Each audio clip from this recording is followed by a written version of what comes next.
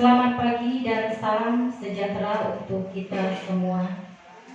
Yang terhormat Bapak Kepala SMP Negeri 47 Bengkulu Utara beserta wakilnya. Yang kami hormati Bapak Ibu Dewan Guru SMP Negeri 47 Bengkulu Utara.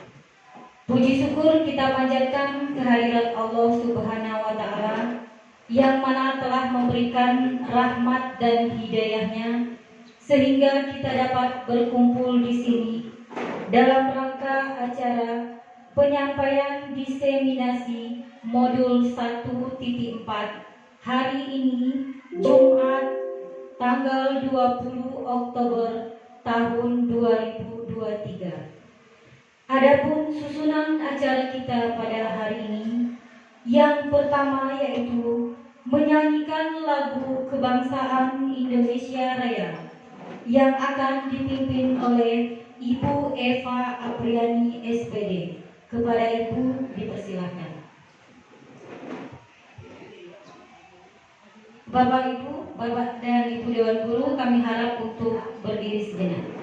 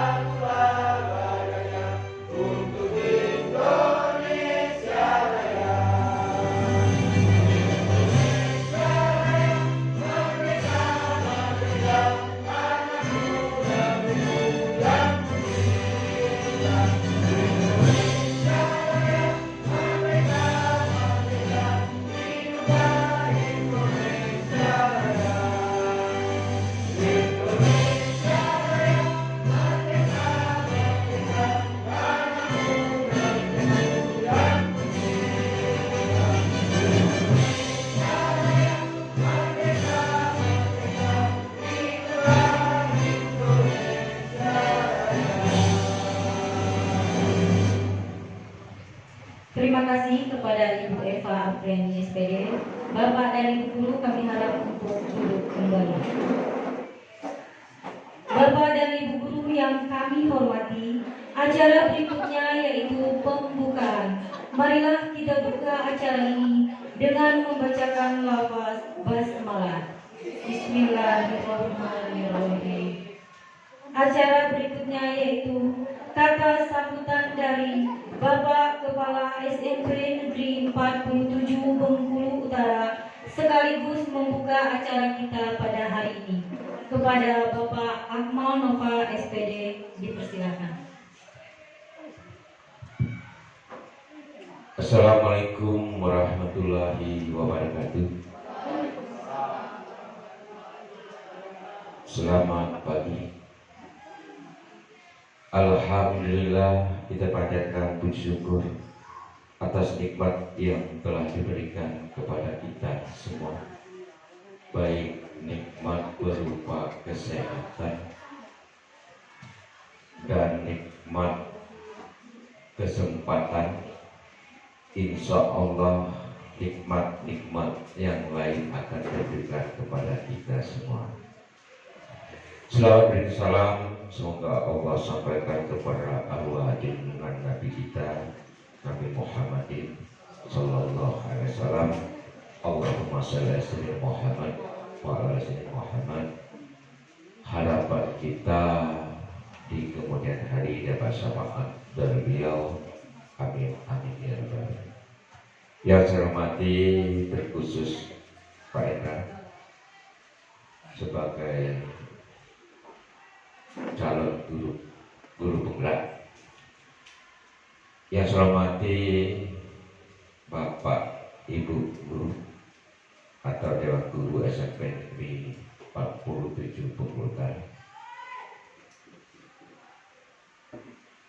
Pertama-tama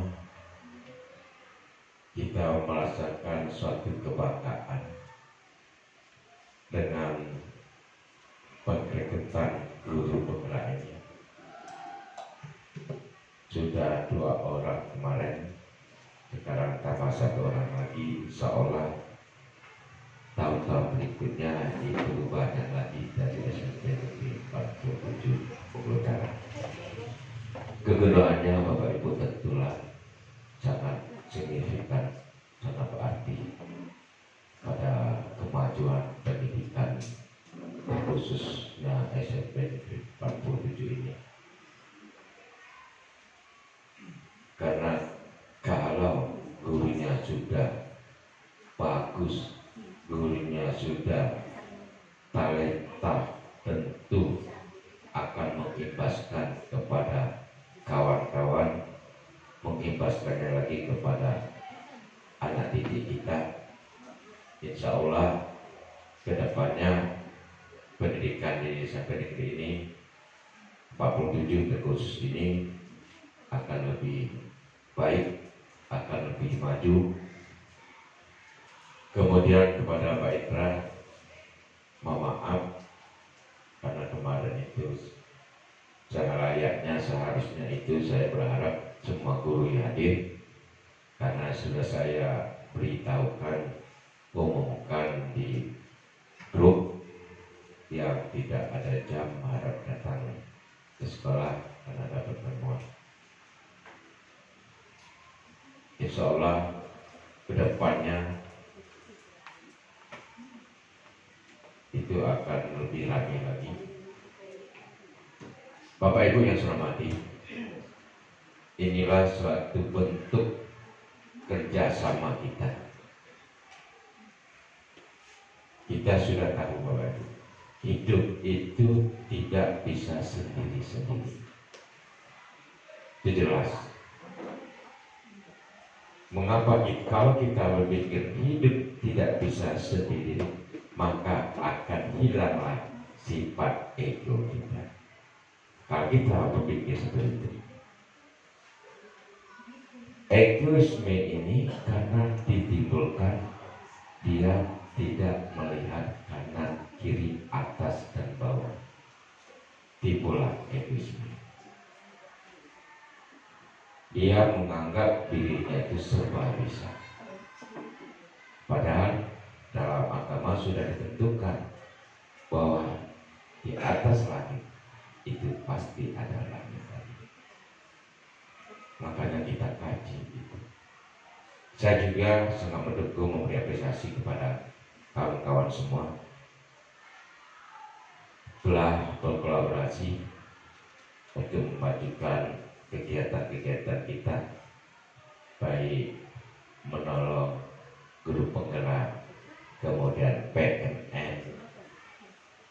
Itu adalah suatu mungkin Bapak Ibu se-Bengkulu Utara, SMP se-Bengkulu Utara, kita lah yang paling banyak yang sudah punya dapat pendidikan.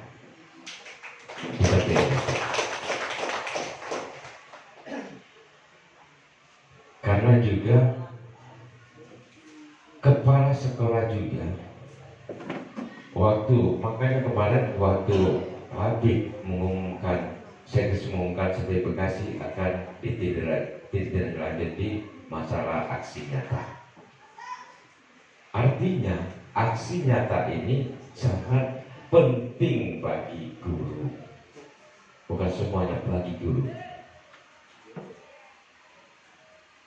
Nah inilah kepentingan aksinya. Makanya Dinas Pendidikan bagaimana supaya guru bisa menerapkan semuanya, maka dia untuk mencarikan sertifikasi syaratnya aksinya.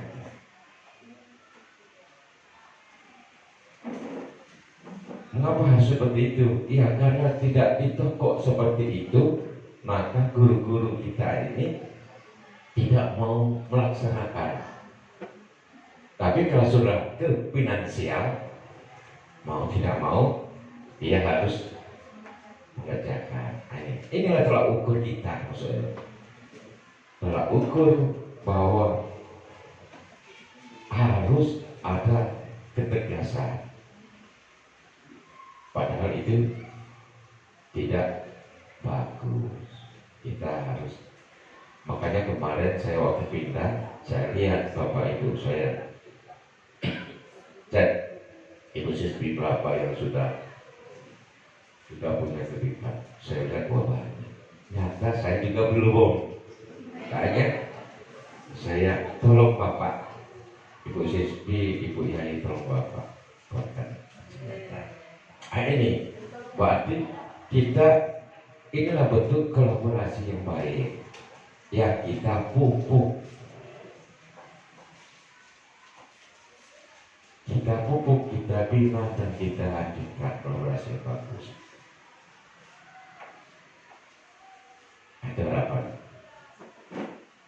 Nah sekarang itu untuk Pak Indra akan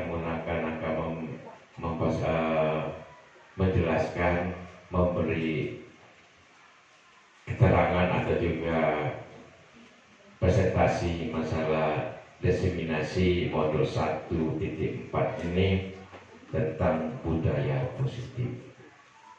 Dari judulnya aja sudah membuat kita menghayal budaya positif yang mana? Apakah kita diajak untuk ke Bali? Kan di sana ada budaya positif kan? Apa ke NTB? Budaya-budaya yang positif yang memajukan suatu kebanggaan daerah tertentu.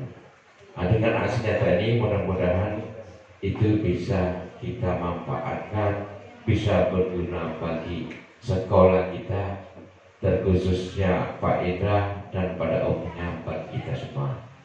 Dengan membaca lafaz basmalah Bismillahirrahmanirrahim, presentasi aksi nyata diseminasi modul 1.4 budaya positif. Dengan ini dinyatakan saya buka. Bapak Ibu yang saya hormati, mungkin saya tidak bisa menunggu sampai selesai karena Kepala Sekolah Sektor 1 ada pertemuan di SMP 1 jam 8.30, sebenarnya tadi 8.30, karena akan membahas lomba bahasa Rejang. Ini kita perlu siapkan. Kalau kita bahasa Rejang itu penulisan, kemudian puisi, itu akan dilaksanakan pada tanggal 30 Oktober. Kemudian ada yang lain akan dibahas. Mungkin itu saja, lebih dan kurang saya mohon maaf, kepada Tuhan saya mohon ampun. Saya akhiri, wabillahi wa taufiq wal hidayah. Assalamualaikum warahmatullahi wabarakatuh.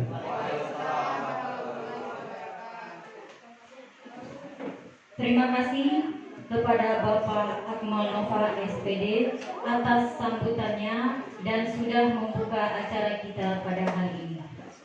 Bapak dan Ibu guru yang kami hormati, acara berikutnya yaitu penyampaian diseminasi modul 1.4 tentang budaya positif, yang mana dalam hal ini sebagai narasumber kita yaitu Bapak Indra SPD. Kepada Bapak kami persilakan.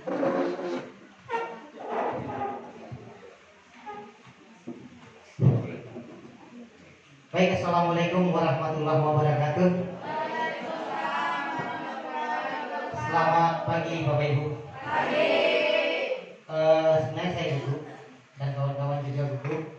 Yang pasti belum ada kata semangatnya pagi ini. Selamat pagi Bapak Ibu. Sebelum masuk ke budaya positif yang saya tampilkan di fokusnya di depan kita, saya buat permainan terlebih dahulu Bapak Ibu. Permainannya gampang,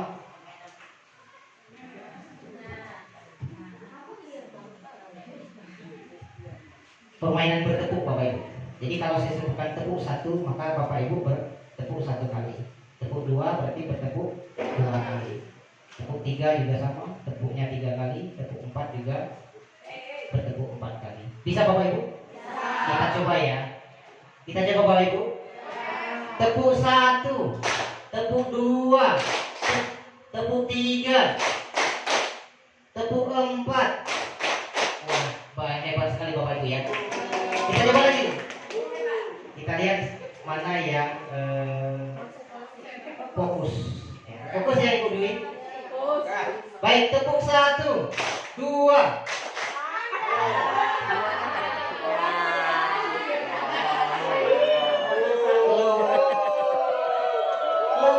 Lunya Bapak Ibu tepuk ya.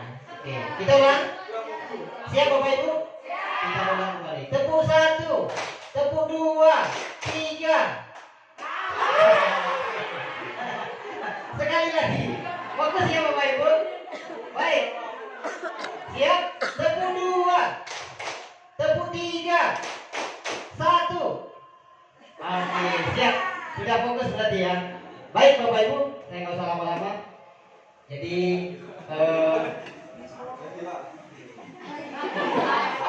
nanti selesai permainan saja. Jadi gini Bapak Ibu, yang ada di depan Bapak Ibu ini sebenarnya sebelumnya saya mohon maaf, bukannya saya pintar atau merasa lebih dari Bapak Ibu, cuman kebetulan saya dipercaya oleh pemerintah untuk mengikuti kegiatan calon guru penggerak. Jadi ke dalam kegiatan ini saya melaksanakan aksi nyata pada modul 1.4 dan alhamdulillah kemarin sudah selesai dan inilah aksi nyatanya dan harapan saya kita bersama-sama belajar tentang budaya positif khususnya bisa kita terapkan di sekolah kita di SMP Negeri 47 Utara. Nah, sekarang Bapak Ibu di depan Bapak Ibu tadi sudah saya berikan sticky note. Silakan tulis ya, tulis dan bayangkan kira-kira Bapak Ibu nanti Bapak Ibu akan menjadi seperti apa. Jadi pertanyaannya, guru seperti apakah saya nanti di kemudian hari? Silakan Bapak Ibu.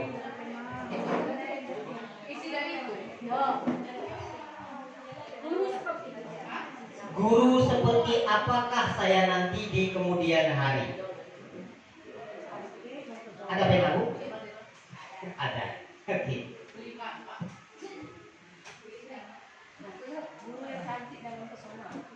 Gak usah lama-lama Bapak Ibu. Langsung dijawab Bapak Ibu. Kira-kira Bapak Ibu mau jadi seperti guru seperti apa nanti di kemudian hari? Sudah?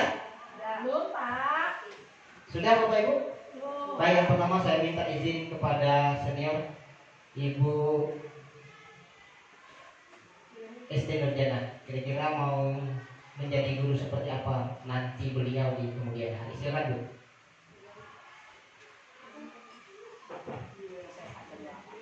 Assalamualaikum warahmatullahi wabarakatuh. Menjawab pertanyaan guru seperti apakah saya nanti di kemudian hari, mengingat untuk saat ini usia saya juga sudah boleh dikatakan manula gitu ya. Manula. Ya yang jelas sudah mendekati pensiun. Insya Allah 4 tahun lagi saya sudah pensiun.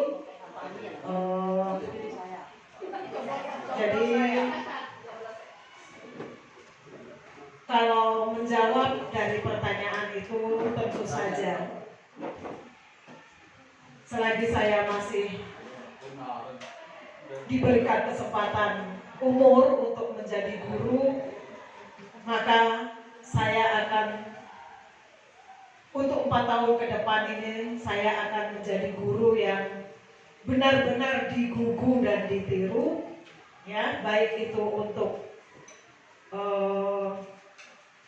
siswa dan juga untuk teman-teman guru khususnya yang ada di SMP Negeri 47 Bengkulu Utara.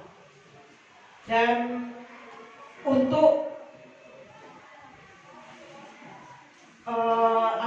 karir, mungkin saya tidak diperhitungkan lagi, seperti contohnya CGP saja untuk seusia saya tidak boleh ikut, ya. Jadi paling tidak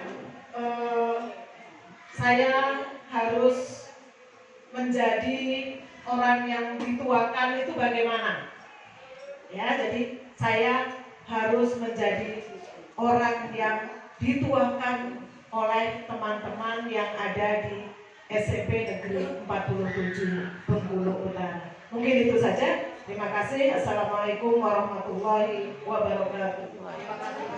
Berikan terus dulu untuk Ibu. Dari beliau ini saya hadir di sini Bapak Ibu 2008, beliau sudah ngajar. Saya ingat di sekolah kita ruang guru itu masih di bawah, di ruangan tata usaha. Jadi saya datang pertama ke sini ketemu beliau dengan Ibu Yuni juga. Jadi saya datang ke sini mau honor itu ketemu beliau. Jadi sekarang aja udah 2008 ke 2023 sudah berapa tahun? Sudah berapa tahun? 12. Iya kira-kira. Mohon maaf Bapak Ibu, jadi tidak semuanya kita bacakan apa keinginan Bapak Ibu. Saya ambil tadi yang paling senior, berikutnya yang paling muda sekali. Siapa kira-kira? Boleh? Boleh. Assalamualaikum warahmatullahi wabarakatuh. Terima kasih kepada Pak Indra yang sudah mengizinkan saya untuk berbicara. Saya akan menjawab pertanyaan dari Pak Indra. Guru seperti apa? Guru seperti apakah saya nanti di kemudian hari? Guru yang memiliki kemampuan dan keterampilan menciptakan hasil pembelajaran seperti optimal.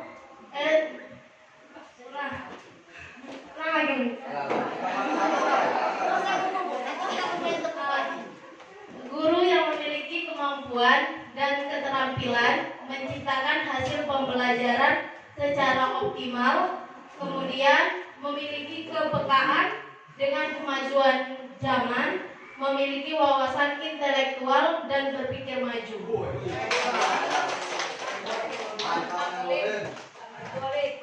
Bukan main. Artinya outputnya nanti siswa yang gimana Bapak Ibu? Yang milenial.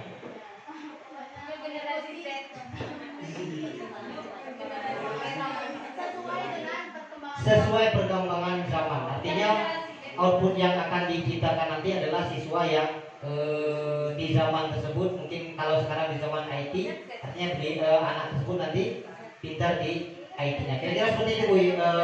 Boleh. Berikutnya guru yang tengah-tengah ya. Bu Jabi tengah-tengah atau tua? Tengah-tengah. Oke, Bu Jabi. Baik, terima kasih Pak Indra. Jadi saya nanti mungkin sama juga dengan Ibu SD Nurjana karena sudah di pertengahan. Jadi saya nanti kalau sudah pensiun nanti juga, dan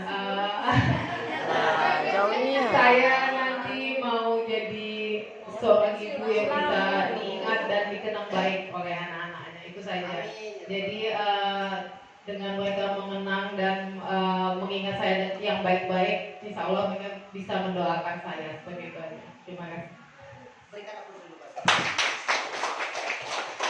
Ingin menjadi guru yang akan diingat oleh siswanya pada saat nanti siswanya sudah tamat. Jadi ketemu lagi Bu Siti, oh ibu guru saya, saling kangen dan sebagainya.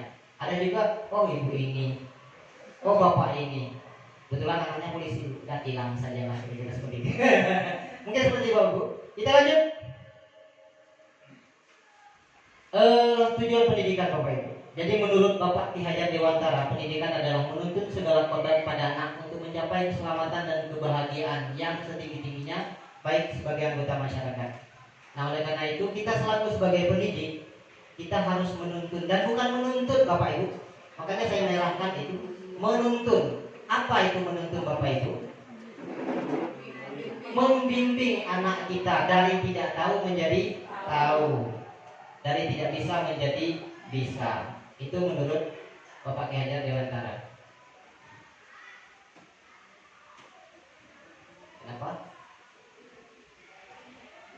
Oke. Menurut Bapak Ki Hajar Dewantara, kita ini Bapak Ibu diibaratkan sebagai seorang petani. Ya. Kalau petani Bapak Ibu kira-kira kerjanya apa? Menghasilkan sesuatu. Sebelum menghasilkan sesuatu, beliau melakukan apa? Membuat sebuah proses dulu. Artinya kita sebagai seorang petani harus menanam terlebih dahulu. Ya Bapak Ibu, kita menanam dulu baru bisa mendapatkan sebuah hasil. Jadi kita sebagai seorang petani akan menanam sebuah pohon. Kita ibaratkan yang kita tanam adalah jagung ya Bapak Ibu. Jadi kalau tanaman jagung ini ingin tumbuh subur, berkembang dengan subur, maka kita siram atau kita kasih pupuk. Terus kita apalagi kalau ada hama ya Bu, kita basmi, kita semprot sehingga tumbuhan tersebut menjadi pohon yang besar dan berbuah. Outputnya adalah jagung tadi. Nah, sama dengan kita sebagai seorang pendidik, untuk membuat siswa itu menjadi bermanfaat di kemudian hari, itu harus kita berikan ilmu pelajaran di sekolah dengan baik. Nah, kira-kira seperti itu Bapak Ibu. Berikutnya yang terbayang dengan kita, apa sih itu budaya positif? Jadi budaya positif adalah kebiasaan yang bernilai positif, di dalamnya mengandung sejumlah kegiatan yang mampu menumbuhkan karakter murid. Nah, kira-kira Bapak Ibu, contoh budaya positif yang kita lakukan sehari-hari. Yang tahu? Saya Ibu Nina, membuang sampah pada tempatnya. Yang lain? Memberikan salam. Ada lagi Bapak Ibu? Tepat waktu. Nah, ini yang penting Bu. Tepat waktu itu dalam konteks apa? Disiplin. Nah, saya Bapak Ibu terus terang, mohon maaf nanti kalau ada yang tersinggung. Mohon maaf Bapak Ibu ya. Ini sekedar kita sama-sama belajar. Jadi konsepnya diharapkan kita di sekolah memiliki disiplin waktu. Jadi kalau kita masuk jam 7.30 Bapak Ibu, harapannya kita nanti di kemudian hari, kalau siswa itu masuk 7.30, diharapkan kita selaku pendidik itu hadir di jam tersebut. Kenapa? Sehingga siswa tersebut pertama tidak ribut, tidak melakukan hal-hal yang tidak diinginkan, dan mereka mendapatkan proses pembelajaran dengan baik dan benar. Jadi disiplin waktu dulu.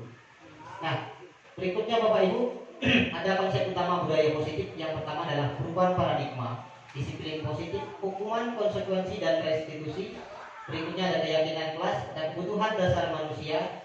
Berikutnya ada 5 posisi kontrol dan ada segitiga restitusi. Sudah Bapak Ibu? Kita lanjut. Yang pertama adalah perubahan paradigma belajar. Dalam membangun budaya positif, sekolah sejatinya dapat menyediakan lingkungan yang positif, aman, nyaman, agar siswa mampu berpikir, bertindak, dan mencipta dengan merdeka, mandiri, dan bertanggung jawab. Nah, di poin pertama ini Bapak Ibu, dalam membangun budaya positif, sekolah sejatinya dapat menyediakan lingkungan yang positif. Bagaimana kita menyediakan lingkungan yang positif? Kira-kira Bapak Ibu? Ada yang tahu Bapak Ibu?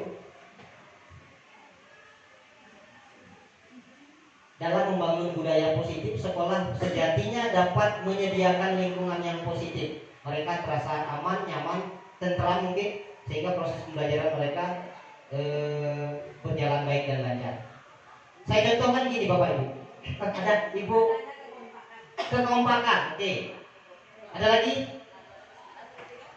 Kalau saya contohkan di jam pelajaran saya Bapak Ibu ya, budaya yang saya ambil adalah yang pertama kepada siswa yang berpakaian seragam. Sehingga konsepnya di dalam pelajaran PJOK, kalau saya melihat anak saya seragamnya sama, itu sangat indah dilihat. Bajunya masuk ke dalam, indah dilihat. Tetapi contoh sekarang kita setelah upacara saja anak dibubarkan, mereka ada beberapa yang mengeluarkan bajunya, sehingga pemandangan tersebut tidak enak dilihat. Jadi tidak nyaman. Jangankan siswa, kita selaku pendidik masuk di kelas kira-kira melihat anak tidak seragam juga tidak enak. Di jam saya juga, setelah jam saya mungkin jam Ibu Siswi masuk, mereka belum mengganti pakaian, pasti merasa tidak nyaman juga. Kenapa? Mungkin aroma yang tidak sedap karena setelah kegiatan pembelajaran PJOK. Kita lanjut. Disiplin sangat berkaitan dengan kontrol guru. Artinya Bapak Ibu, yang mengontrol siswa itu kita selaku pendidik. Contoh, saya contohkan di jam saya Bapak Ibu, saya mengontrol siswa. Sekarang prosesnya saya melaksanakan kegiatan calon guru penggerak. Artinya saya hampir di jam pelajaran saya kurang lebih banyak yang tertinggal. Namun hal tersebut saya alihkan. Pas jam saya masuk sebentar, saya absensi anak tersebut. Saya beri kesempatan kepada salah satu siswa untuk memimpin pemanasan. Setelah itu saya berikan tanggung jawab kepada siswa untuk menyiapkan sarana dan prasarana. Dan pada saat selesai kegiatan, sarana prasarana tersebut harus kembali di posisinya. Sehingga semua siswa dalam kegiatan jam pelajaran tersebut yang mengontrol adalah kita. Kira-kira seperti itu. Paham Bapak Ibu? Paham Bapak Ibu? Rasanya paham semua ya. Berikutnya, oke, game. Ini game bro. Semua berpasangan. Ibu Nurbaya dengan Pak Gede dengan Bu Siswi nanti. Pas Ibu Cepi dengan siapa kira? Ibu Cepi dengan Bu Siswi. Ada satu lagi? Pak Gede biar sendiri. Pak Gede ada kawan? Biasa sendiri. Hah? Oh ada Ibu Meta, oke pas. Jadi gini Bapak Ibu, kelompoknya adalah ada kelompok A, ada kelompok B. Yang sebelah sini adalah kelompok A, ini kelompok B, ini kelompok A, ini kelompok B. Terus belakang Bapak Ibu ya, sama kelompok A, kelompok B, kelompok A dan kelompok B. Konsepnya kelompok A tolong genggam tangan seperti ini Bapak Ibu. Yang merasa kelompok A ya. Oke. Yang merasa kelompok A. Ibu Dema dengan Ibu sementara dengan Ibu Nurbaya. Genggam tangan Bapak Ibu atau kepalkan tangan Bapak Ibu dan coba bayangkan kira-kira Bapak Ibu menggenggam sesuatu yang sangat berharga di kepala tangan tersebut. Ya, kira-kira sangat berharga. Ya Bapak Ibu ya. Sehingga saking berharganya yang Bapak Ibu genggam, tidak boleh ada yang membuka. Oke Bapak Ibu, yang kelompok A ya. Sedangkan tugas kelompok B, gimana akanya tolong buka genggaman kelompok A tersebut. Silahkan. Mau dirayu boleh, mau dikasih duit, nanti dimimi ya, dikasih duit boleh, mau digelitik boleh, mau dirayu gimana akanya silakan. Nah, kira-kira Bapak Ibu. Boleh? Siap Bapak Ibu? Siap? Saya kasih waktu cuma 1 menit ya. Siap? 1, 2, 3 ya. Silakan Bapak.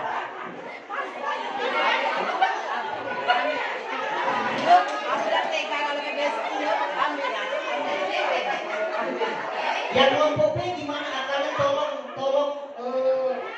kepada kelompok A itu membuka. Sudah?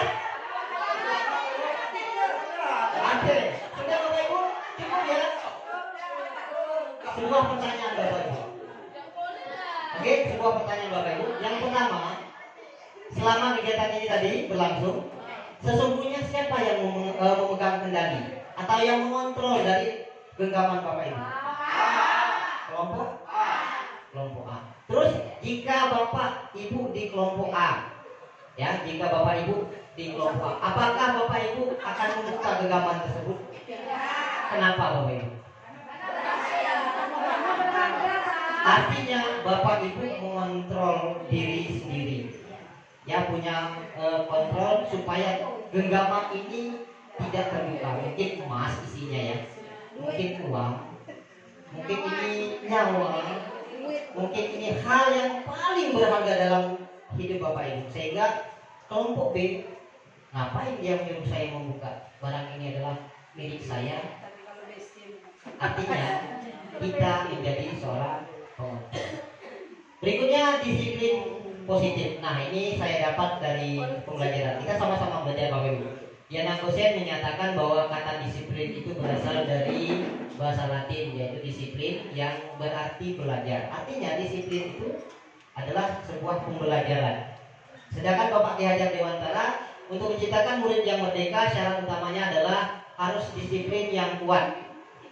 Nah, disiplin itu datang dari diri sendiri.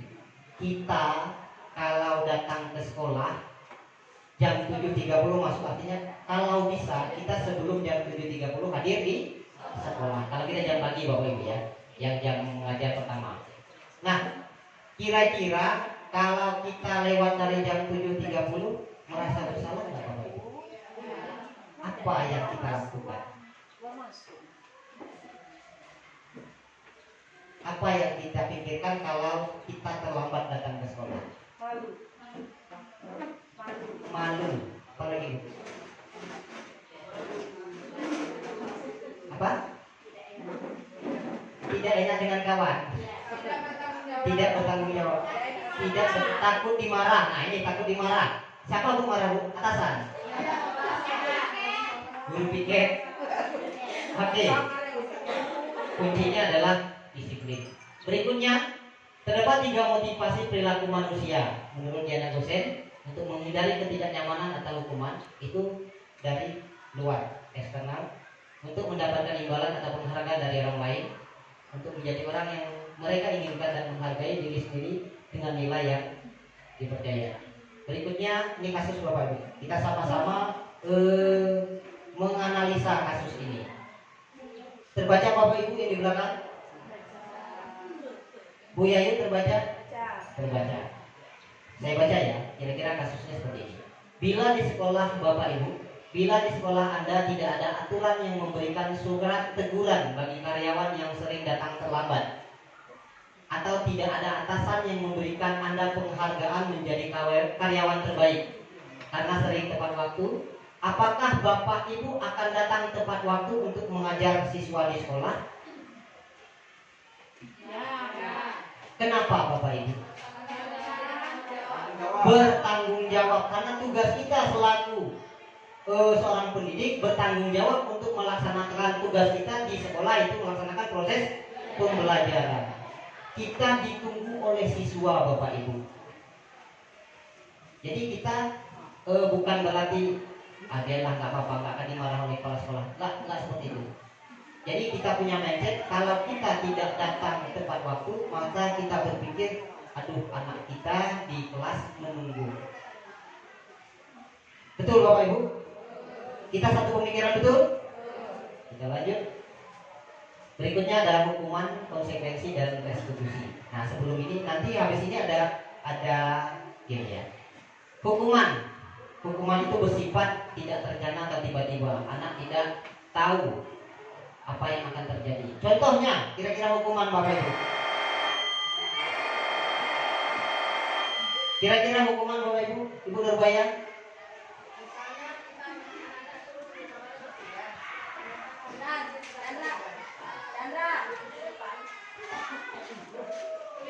Kemarin Ibu Nurbaya memberikan tugas kepada anak.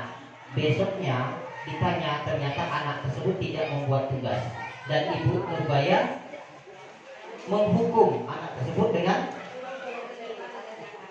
duduk di depan untuk mengerjakan tugas. Apakah itu sebuah hukuman Bapak Ibu? Hukuman mengerjakan, duduk di bagian depan mengerjakan tugas. Di lantai, duduk di lantai mengerjakan tugas. Apakah itu sebuah hukuman? Oke, nanti kita balik. Nah, konsepnya seperti ini. Si Zaki datang terlambat di jam pelajaran belajar. Ngapa kok terlambat? Ketiduran, Pak. Dah, kalau kau terlambat bersihkan WC di sana. Apakah itu sebuah hukuman? Contoh berikutnya, bel sudah berbunyi, anak sudah kumpul di lapangan untuk mengikuti upacara.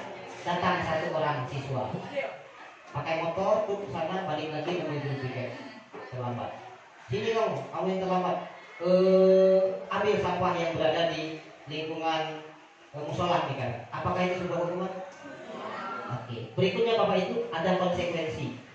Konsekuensi adalah sudah terencana atau sudah disepakati, sudah dibahas dan disetujui oleh murid. Kira-kira konsekuensi itu seperti apa Bapak Ibu? Yang mereka lakukan, sebuah kesalahan yang mereka lakukan itu sudah disepakati antara guru dan murid.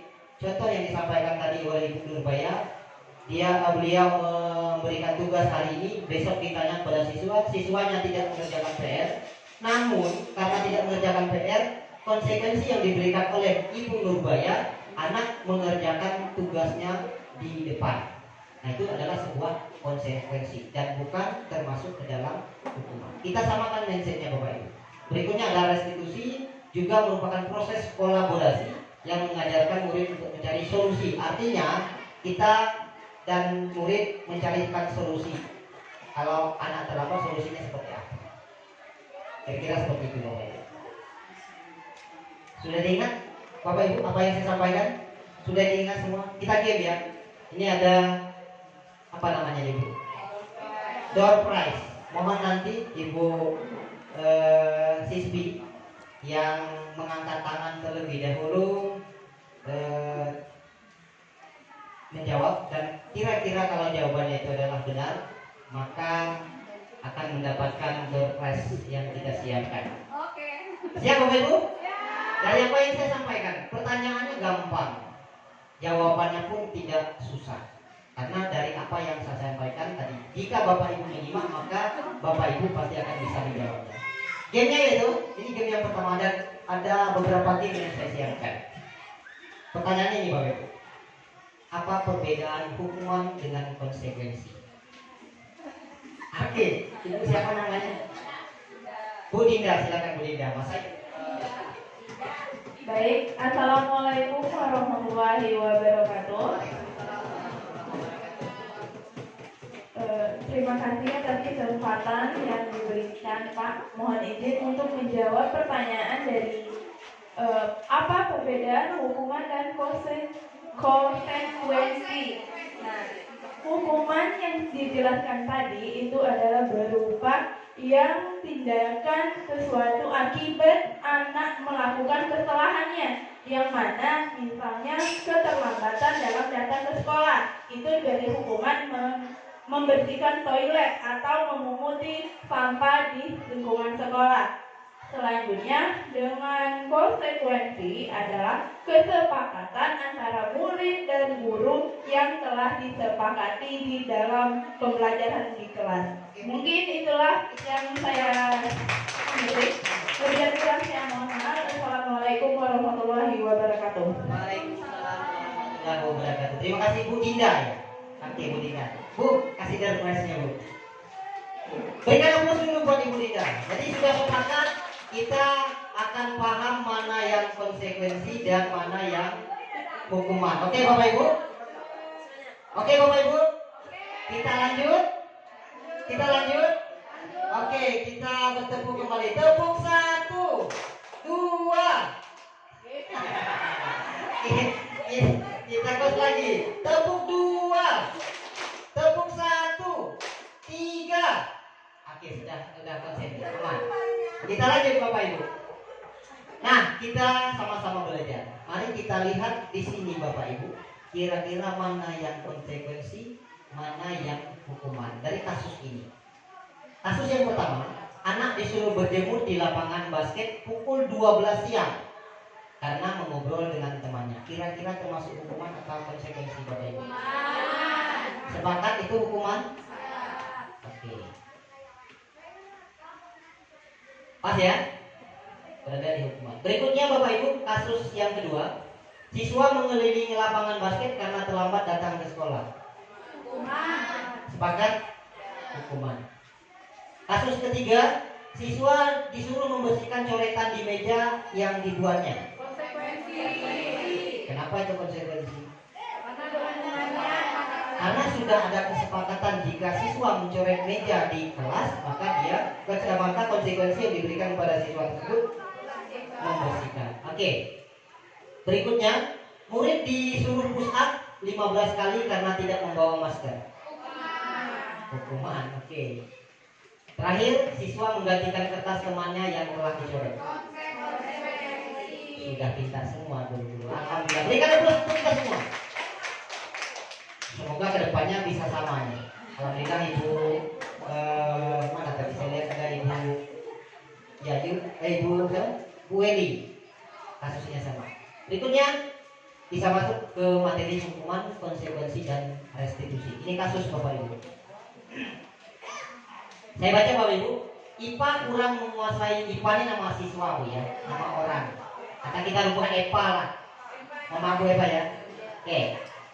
IPA kurang menguasai pelajaran matematika sehingga pada saat pembelajaran tersebut berlangsung dia lebih banyak berdiam diri atau menggambar di buku pelajarannya. Pada saat guru matematikanya Pak Seno menanyakan pertanyaan, IPA menjadi gugup dan tak sengaja menjatuhkan tasnya dari kursi, serta tiba-tiba menjadi gagap pada saat berupaya menjawab. Seluruh kelas pun tertawa melihat perilaku IPA yang bicara tergagap dan terkejut tersebut. Pak Seno pada saat itu membiarkan teman-teman IPA menertawakan IPA yang tergagap dan malu luar biasa, dan malahan minta IPA untuk maju ke depan, berdiri di depan kelas sambil menunjuk hidung karena tidak bisa menjawab pertanyaan dari Pak Seno. Kelas makin gaduh dan anak-anak pun tertawa melihat IPA di depan kelas memegang ujung hidungnya sendiri. Berikutnya pertanyaan Bapak Ibu, apakah Bapak Ibu setuju dengan apa yang dilakukan oleh Pak Seno? Kenapa Bapak Ibu? Mental anak ke tenang, mental anak. Menurut Bapak Ibu Pak Seno, menurut Bapak Ibu tindakan Pak Seno itu benar atau sebuah hukuman atau konsekuensi? Hukuman ya, bukan konsekuensi ya, karena tidak ada kesepakatan di situ. Tiba-tiba si IPA tadi disuruh maju ke depan, tunjuk hidungnya selama pelajaran selesai. Berikutnya Bapak Ibu ada keyakinan kelas. Aduh saya mikir, pusing saya itu. Apa yang saya pikirkan? Mengapa keyakinan bukan peraturan? Itu sebuah pemikiran. Keyakinan kelas adalah merupakan nilai kebaikan atau prinsip yang disepakati secara universal. Contoh gambarnya, sudah melaksanakan keyakinan kelas Bapak Ibu yang kelas 7 ya saya rasa, yang mengajar kelas 7 sudah membuat keyakinan kelas? Sudah Bapak Ibu, di mana keyakinan kelas bersifat lebih abstrak daripada peraturan yang lebih rinci dan nyata. Keyakinan kelas berupa pertanyaan-pertanyaan universal. Pertanyaan keyakinan kelas selalu dibuat dalam bentuk positif. Keyakinan kelas harusnya dibuat tidak terlalu banyak sehingga mudah diingat dan dipahami oleh semua anggota kelas. Keyakinan kelas hendaknya sesuatu yang dapat diterapkan di lingkungan tersebut. Semua anggota kelas hendaknya ikut berkontribusi dalam pembuatan keyakinan kelas melalui kegiatan curah pendapat. Semua anggota kelas bersedia meninjau kembali keyakinan kelas dari waktu ke waktu. Mohon Bapak Ibu setiap materi yang saya berikan tolong diingat. Berikutnya ada kebutuhan dasar manusia. Menurut Dr. William Glasser dan dalam Choice teori terdapat 5 kebutuhan dasar manusia. Yang pertama ada kebutuhan bertahan hidup, kebutuhan cinta dan kasih sayang. Pak Riko, cinta dan kasih sayang nih Pak Riko. Ini sangat dibutuhkan. Kebutuhan penguasaan atau kebutuhan pengakuan atas kemampuan, kebutuhan kebebasan atau kebutuhan akan pilihan, dan kebutuhan kesenangan, di mana kebutuhan untuk merasa senang. Kasus lagi Bapak Ibu, sama-sama kita bahas. Bimo seorang anak TKB, selalu berlari-lari keluar kelas menuju jalan raya di depan sekolahnya yang ramai dengan kendaraan. Tingkahnya membuat guru Ibu Ani bingung dan sering lari untuk mengejarnya. Konsepnya, si Bimo mengatakan kepada gurunya, "Aku senang main kejar-kejaran dengan ibu guru, seru." Saya ulang ya. Aku senang main kejar-kejaran dengan ibu, seru. Nah, kira-kira Bapak Ibu, di kasus ini Minta kasih sayang. aku senang main kejar-kejaran dengan ibu, seru. Kebutuhan apa?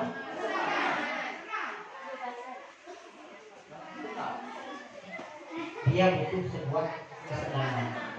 Berikutnya Bapak Ibu, kasus yang kedua. Ada Bu Dinda, namanya saya pinjam ya. Oke, ada Bu Dinda. Kasus yang kedua Bapak Ibu. Dinda seorang anak kelas 3 SD. Aduh, Bu Dinda masih kelas 3. Begitu tiba di rumah sepulang dari sekolah, menangis dan mengadu kepada ibunya bahwa dia benci pada Ibu Rani. Ada Bu Rani di sini? Nggak ada. Bu Rani itu gurunya Bapak Ibu. Dan menyampaikan si Dinda berkata kepada ibunya, "Ibu guru tidak menyapaku hari ini, padahal aku pakai jepit rambut yang baru."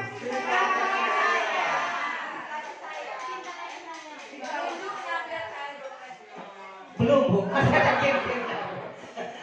Makanya saya minta kepada Bapak Ibu mohon diingat materi yang saya berikan. Dibutuhkan adalah cinta, kasih sayang, kebutuhan yang diinginkan oleh Dinda. Kasus yang ketiga. Kasus yang ketiga ini game. Betulan sekali. Ibu Nurbaya minta game. Nah ini Bapak Ibu, kebutuhan dasar manusia yang seperti apa yang dibutuhkan oleh Dimas jika kasusnya seperti berikut. Siap Bu? Siap Bapak Ibu? Ini door prize lagi nih Bu. Saya minta tadi karena beliau minta game lagi, saya minta nanti Ibu Nurbaya yang menjawab. Siap Bapak Ibu? Setuju? Kasusnya mohon disimak Bu Nurbaya. Tahun ini Dimas genap berusia 17 tahun. Ia senang sekali ketika ayahnya mulai mengajarkan cara menyetir mobil. Setiap akhir pekan ia berlatih menyetir. Ia terlihat senang sekali berlatih sampai akhirnya ia bisa menyetir mobil dengan baik dan lancar. Ketika ibunya bertanya pada Dimas apa yang membuat dia ingin bisa menyetir mobil, yang disampaikan oleh Dimas yaitu, "Aku senang bisa pergi ke tempat-tempat yang aku suka." Kira-kira Ibu Nurbaya, kebutuhan apa yang diinginkan oleh Dimas? Penguasaan. Gimana Bapak Ibu? Sekarang Ibu Panita. Kebebasan. Sepakat Bapak Ibu? Mohon maaf Nurbaya. Mohon maaf Nurbaya diterima oleh Ibu Paramita. Jadi kebebasan yang dibutuhkan oleh Dimas. Kenapa? Karena aku senang bisa pergi ke tempat yang aku suka. Artinya dia ingin bebas Bu Nurbaya. Kira-kira seperti itu ya. Oke. Sepakat Bu? Bapak Ibu sepakat?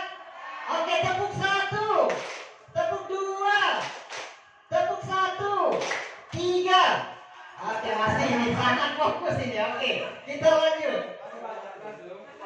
Ingat lagi masih banyak nih, masih ada 4 lagi. Masih ada 4 lagi. Mudah-mudahan besok Bu Weni siapkan surprise lebih banyak. Masih ada 4.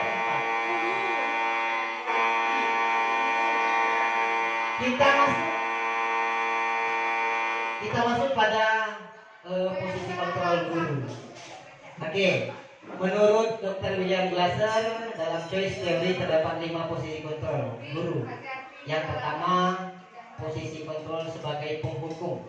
Yang kedua, membuat orang merasa bersalah. Yang ketiga, sebagai teman. Yang keempat, sebagai pemantau atau monitor. Dan yang kelima adalah sebagai manajer. Kita tonton dulu video ini. Sampai Siapa ini Bu? Jian. Oke, kita lihat dulu ya. Mohon disimak Bu. Karena di sini nanti ada gamenya nanti.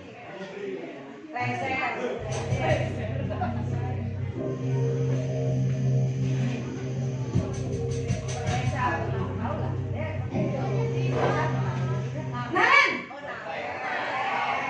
sini kamu. Bapak Ibu.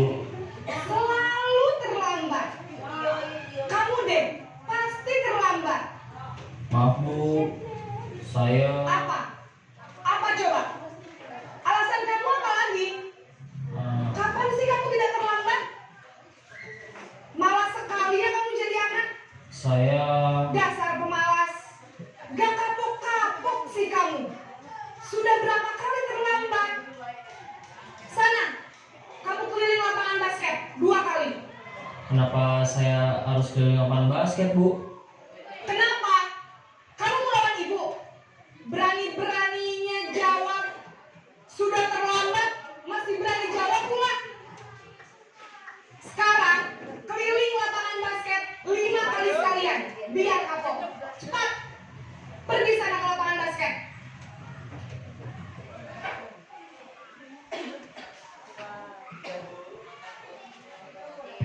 Sudah Bapak Ibu?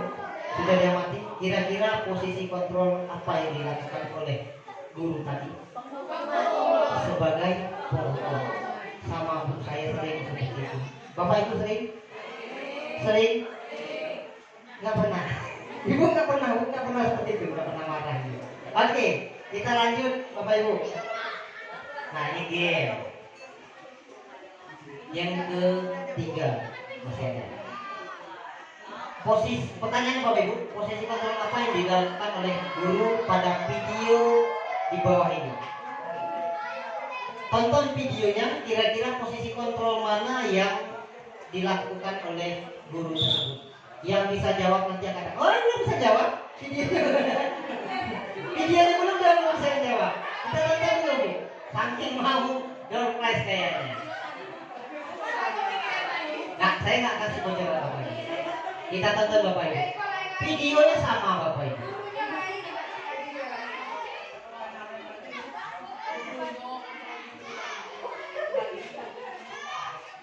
Bentar.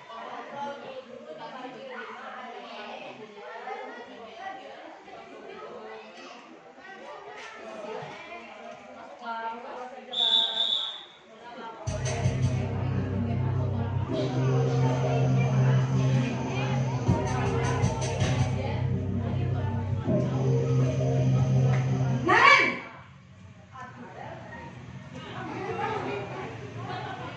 Selamat pagi Bu. Naren. Kamu kenapa terlambat lagi, Nak? Ya Tuhan, Naren. Kamu senang ya bikin ibu susah ya? Kalau kamu terlambat lagi, nanti ibu yang ditegur bapak kepala sekolah, Nak. Disangka ibu tidak bisa membina kamu. Duh, gimana ini? Maaf Bu, Duh Gusti Naren. Kamu suka ya kalau ibu ditegur bapak kepala sekolah? Terus, sekarang ibu harus tulis apa ini di buku absen? Ini kamu sudah sering terlambat loh. Ibu harus apa coba? maaf Bu, maaf sekali. Ya sudah, lain kali jangan bikin ibu susah lagi ya Nak ya. Ibu tidak akan kuat lagi kalau kamu begini terus. Bisa jantungan kalau ibu ditegur bapak kepala sekolah. Sana cepat ke kelas. Maaf ya Bu, maaf sekali.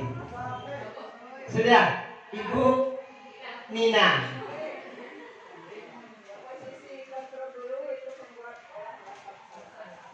Dia merasa kontrol guru membuat anak itu merasa bersalah.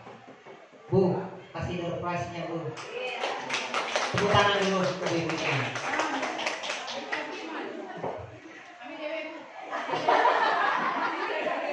Tolong Bu.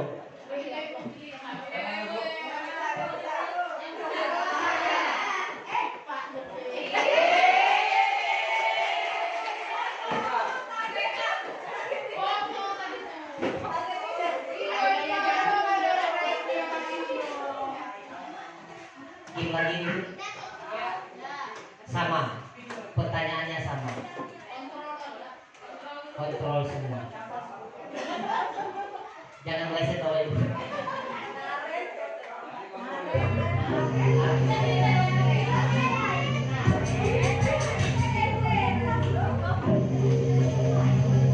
Naren,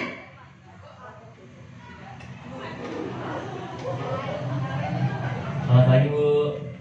wah, sudah jam berapa ini nak? Terlambat lagi ya sayang. Iya Bu, habis ibu saya lupa bangunkan saya Bu. Kamu malah menyalahkan ibu kamu. Kamu bukannya anak yang larinya paling kencang.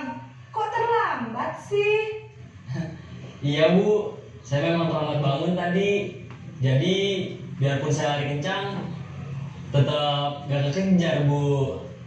Ya sudah sana. Nanti lain kali larinya lebih kencang lagi ya. Biar gak terlambat lagi. Bikin seneng ibu. Demi ibu. Bisa kan? Bisa lah Bu. Ya sudah sana masuk kelas. Ibu beresin urusan absen kamu. Kamu ini ada-ada saja. Yang paling belakang kayaknya. Ibu siapa? Ibu Nurjanaria. Kira-kira posisi kontrol apa yang dilakukan oleh guru tersebut? Sebagai pemantau. Ibu di belakang. Sebagai teman Bu. Berikan aplaus dulu buat Ibu. Rusmania. Bu. Ibu jangan mengulang yang ini aja. Silakan Bu. Berikan aplaus dulu buat Ibu Rusmania. Selamat Bu ya. Kita lanjut Bapak Ibu. Ini materinya setengah sedikit lagi. Masih dua lagi. Masih ada dua lagi. Oke. Nah Bapak Ibu, ini video, tapi bukan game ya Bapak Ibu. Sama-sama kita tonton. Ini saya angkat semuanya. Naren!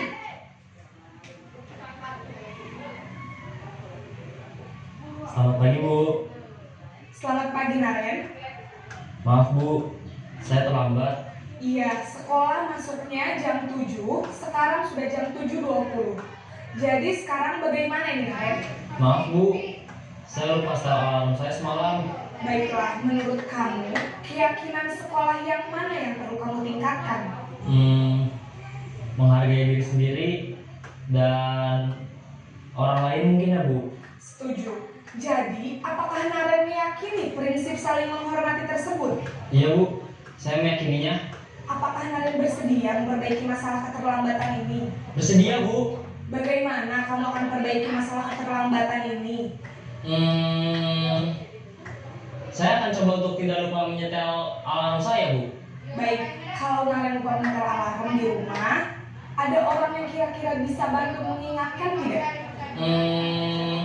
Ada Bu, kakak saya, Kak Emma. Ada lagi selain Kak Emma? Selain Kak Emma, ada ibu saya. Baik, jadi yang mengingatkan Naren adalah Kak Emma dan ibu kamu ya?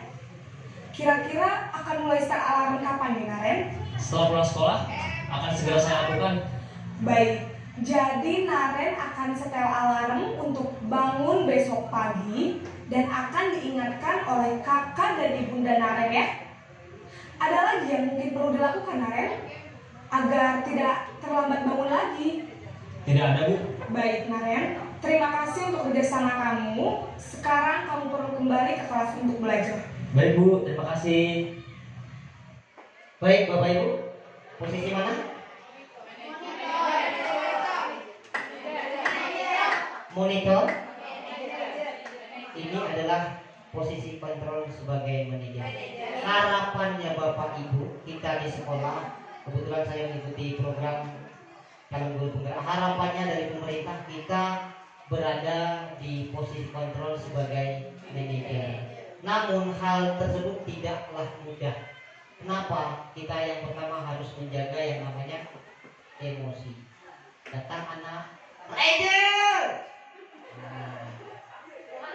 Datang dia ke sini. Apa yang kita tanya nih kamu? Jibril. Bapak Ibu, posisi control manager yang harapannya ke depan itu yang kita berikan kepada siswa, yang pertanyaan-pertanyaannya yang pertama itu apa yang kita yakini. Artinya kembali ke keyakinan kelas. Berikutnya, apa yang kamu yakini? Jika kamu meyakininya, apa kamu bersedia untuk memperbaikinya? Pertanyaan tersebut yang kita berikan kepada siswa, sehingga anak bisa menjawab dan tidak gugup, tidak merasa takut. Dia akan mengucapkan apa yang ingin dia ucapkan kepada gurunya. Berikutnya, jika kamu memperbaikinya, hal ini menunjukkan apa tentang dirimu. Kita buka ilmu siswa tersebut. Apa rencanamu untuk memperbaikinya? Artinya kira-kira apa yang akan diperbaikinya untuk kesalahan yang dilakukan oleh siswa tersebut. Berikutnya ada segitiga restitusi. Yang pertama ada menstabilkan identitas, validasi tindakan yang salah, dan menanyakan keyakinan. Masih ada 2 lagi Bapak Ibu. Cuman saya kebetulan menyiapkan 5 game. Artinya game yang terakhir nanti sekaligus dapat 2. Ya Bapak Ibu? Siap? Materinya. Yang pertama, menstabilkan identitas. Untuk mengubah identitas anak dari yang gagal karena melakukan kesalahan menjadi orang yang sukses dan melakukan kesalahan itu adalah sebuah proses pembelajaran. Berbuat salah itu tidak apa-apa. Tidak ada manusia yang sempurna. Kita bisa menyelesaikannya. Bapak tidak tertarik untuk mencari siapa yang salah, tapi Bapak ingin mencari solusi dari permasalahan ini. Ini adalah bentuk pertanyaan atau informasi yang kita berikan kepada siswa dalam proses menstabilkan identitas. Berikutnya Bapak Ibu, pada sisi validasi tindakan yang salah, di mana setiap tindakan merupakan upaya untuk memenuhi kebutuhan yang kita berikan kepada siswa. Jika ada siswa yang bermasalah, yang pertama adalah padahal kamu bisa melakukan yang lebih buruk dari ini ya. Berikutnya, kamu pasti punya alasan mengapa melakukan hal tersebut. Berikutnya, kamu boleh mempertahankan sikap itu, tapi kamu harus menambahkan sikap yang baru atau sikap yang lain. Terakhir, menanyakan keyakinan, di mana kita menghubungkan dengan nilai-nilai yang dipercaya dengan hal yang dilakukan. Contoh yang kita sampaikan kepada siswa yaitu apa yang kita percaya sebagai kelas atau keluarga. Berikutnya, apa nilai-nilai umum yang telah kita sepakati. Terakhir, kamu mau jadi orang seperti apa nantinya. Ini mohon maaf Bapak Ibu, kalau ada hal yang salah tolong dimaklumi karena videonya masih abal-abal. Jadi saya coba membuat penyelesaian masalah menggunakan segitiga restitusi. Kemarin kasusnya adalah siswa ini karena takut masuk di jam pelajaran Ibu Sispi karena dia tidak membuat PR, sehingga dia duduk di ruangan kepala sekolah dengan mengabaikan jam pelajaran Ibu Sispi. Kita tonton Bapak Ibu ya, mohon diperhatikan. Pagi ya, pagi Pak. Pak, kenapa di sini kalau untuk di pelajaran di kelas?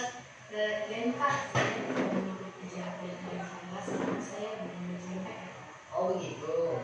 Kalau boleh tahu kenapa kamu buatnya? Kenapa di sekolah kemarin saya memilih Bapak untuk mengikuti salah. Lalu saya langsung mengikuti kegiatan ekstra dari sekolah. Malamnya saya pergi mengaji dan pulangnya sudah malam Pak. Pagi datang ke sekolah dan dapat PR gitu. Iya Pak, mengajar. Jadi kalau saya tahu dari sisi Artinya kamu sadar kan dengan perbuatan yang sudah kamu lakukan ini? saya sadar Pak dan saya siap menerima konsekuensi dan berbakti. Baiklah, kira-kira apa yang kamu akan lakukan jika Bapak mengantarkan kamu menemui Ibu Siswi? Saya akan minta maaf dan menjelaskan kenapa saya tidak masuk ke jam pelajaran beliau Pak. Kamu yakin nggak dengan langkah yang kamu ini? Yakin Pak, mengakui kesalahan kan sama saja kita diyakinkan kesalahan. Oh, saya setuju. Kira-kira kamu memperbaiki masalah ini, kamu bakal menjadi orang seperti apa ya? Saya akan menjadi orang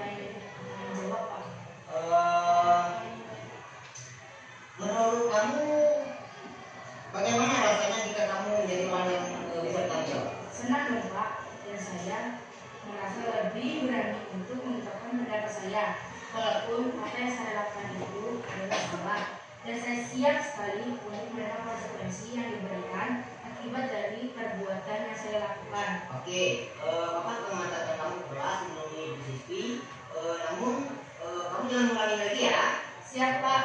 Terus kamu harus dapat membagi waktu antara membantu orang tua, bermain, dan beribadah. Siap, Pak.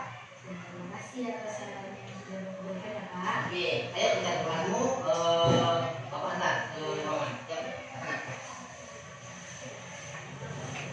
Oke, itu tadi Bapak Ibu sebuah pemecahan masalah, sebuah masalah yang dilakukan oleh siswa, dan saya membuat siswa itu menjadi tidak takut dengan proses jika dia tidak masuk kelas. Harapannya Bapak Ibu kita bisa seperti itu. Namun hal tersebut tidaklah mudah. Dengan saya sampaikan tadi, kita harus memikirkan kondisi anak, itu yang pertama. Berikutnya harapan dari pemerintah dan kita semua, dan kami selaku calon guru penggerak, harapannya nanti kita sebagai pendidik itu dapat melaksanakan segitiga restitusi dalam yang pertama dalam memecahkan masalah siswa yang ada di sekolah. Mungkin siswa yang terlambat, mungkin siswa yang suka bolos, dan itu semua adalah siswa yang memiliki kelebihan, bukan siswa nakal. Sepakat Bapak Ibu? Sepakat Bapak Ibu? Artinya tidak ada lagi anak yang nakal, namun anak yang berkelebihan. Contoh, anak yang suka bolos itu, di jam saya dia hadir Bapak Ibu. Di jam Ibu Apriani dia nggak hadir, tapi ada di belakang. Kenapa dia di belakang? Karena itu tadi, dia kekurangan pelajaran. Jadi kurang dapat pelajaran dari Ibu Apriani, akhirnya dia keluar mencari pelajaran di luar. Berkelebihan, kira-kira seperti itulah Bapak Ibu. Mungkin pelajaran agama yang diambilnya di sana kita tidak tahu. Namun yang kita harus pikirkan, kenapa anak tersebut tidak masuk di jam pelajaran kita? Mungkin seperti itu Bapak Ibu. Terakhir dari saya, ada game. Ini gamenya karena saya siapkan hanya 5 pertanyaan, jadi tinggal 2 kita berikan ke dua-duanya. Pertanyaannya Bapak Ibu, dari apa yang saya sampaikan? Siap Bapak Ibu? Siap. Ya, angkat tangan pertama artinya dia yang akan menjawab. Pertanyaannya adalah, sebutkan dan jelaskan segitiga restitusi yang kita pergunakan untuk menyelesaikan masalah siswa di sekolah. Ibu Dwi Susanti yang bisa menjawab. Kita coba.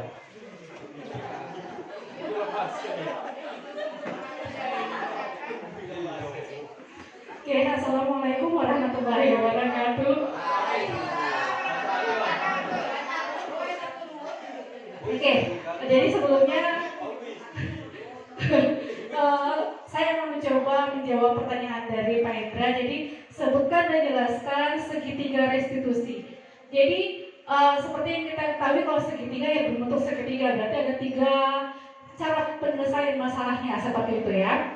Jadi segitiga restitusi itu bertujuan untuk memperbaiki kesalahan anak agar mereka menjadi orang yang lebih baik lagi dan lebih percaya diri, seperti itu tujuannya. Kalau tidak salah ya Pak Indra ya, seperti itu. Jadi 3 segitiga restitusi yaitu yang pertama menstabilkan identitas. Jadi dalam menstabilkan identitas ini tujuan kita adalah agar anak merubah dari mereka kalau mereka melakukan kesalahan, mereka kan merasa gagal seperti itu ya. Nah, jadi dengan adanya tindakan menstabilkan identitas tadi, maka anak akan merasa, oh berarti kalau melakukan kesalahan itu wajar, seperti itu.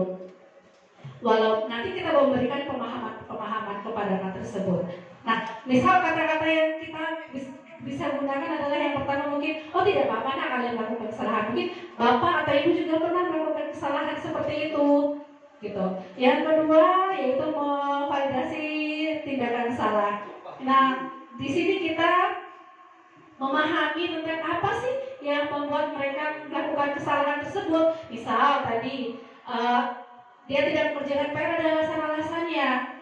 Misalnya tadi karena dia mengaji atau seperti itu. Jadi kita harus mengetahui apa alasannya. Jangan langsung kita marahi tanpa kita mengetahui alasan anak itu. Seperti itu. Yang ketiga yaitu menanyakan keyakinan. Nah, yang terakhir itu menanyakan keyakinan. Kita menanyakan kepada siswa tersebut keyakinan apa sih yang mereka langgar terhadap kesalahan yang mereka lakukan. Seperti itu mungkin apa yang kurang lebihnya. Terima kasih Ibu Dwi Susanti. Berikan terus untuk Ibu Dwi Susanti. Sebagai Bapak Ibu, dua-duanya bukan itu yang terakhir. Saya tidak menyiapkan 6 pertanyaan. Selamat untuk Ibu Dwi Susanti yang telah menjawab. Jadi Bapak Ibu, kunci dari segitiga restitusi itu, kunci dari segitiga restitusi hanya satu Bapak Ibu. Kita selaku pendidik, jika menemukan sebuah kesalahan anak, yang harus kita hindari adalah jangan menjas anak tersebut secara langsung. Kita tanya dulu, kenapa kok dia bisa tidak masuk di ruangan Ibu Siski? Karena tidak membuat PR. Apa alasannya dia tidak membuat PR? Jadi kita gali permasalahan. Ternyata anak tersebut tidak membuat PR karena sore pulang sekolah dia diminta oleh orang tuanya menjemput ibunya di sawah. Setelah itu dia langsung mengikuti kegiatan ekstrakurikuler. Malamnya dia pergi mengaji. Karena terlalu larut malam, langsung tidur, lupa akan PR tersebut. Nah, itu sebenarnya bukan sebuah kesalahan, namun adalah sebuah kelalaian. Dan kita selaku guru harus memberikan konsekuensi kepada siswa tersebut. Jika dia tidak membuat PR, maka di jam pelajaran kita, kalau dia ini terpaksa kita tambahkan setelah jam pelajaran untuk mengerjakan PR tersebut di sekolah. Jangan diabaikan PR yang kita berikan kepada siswa. Sepakat Bapak Ibu? Masih semangat? Masih semangat Bapak Ibu? Masih panjang ini, masih 2 jam lagi. Masih semangat Bapak Ibu? Oke, tepuk 1, tepuk 1, tepuk 1, tepuk 2, tepuk 3, 4. Oke, masih semangat, masih fokus. Baik, mungkin itu saja Bapak Ibu yang bisa saya sampaikan. Mohon maaf jika ada kekurangan, kita sama-sama belajar. Intinya, apa yang saya sampaikan tentang budaya positif kepada Bapak Ibu semua, harapannya kita bisa mensosialisasikan tentang budaya positif itu di sekolah. Sebelum kepada siswa, harus kepada kita selaku pendidik terlebih dahulu. Contoh utama yaitu tadi yang disampaikan oleh Ibu Nurbaya adalah disiplin akan waktu. Mungkin itu saja Bapak Ibu, mohon maaf atas kekurangan, kurang lebih saya mohon maaf, kurang lebih saya mohon ampun. Saya ini wassalamualaikum warahmatullahi wabarakatuh, dan saya kembalikan kepada Ibu selaku pembawa acara.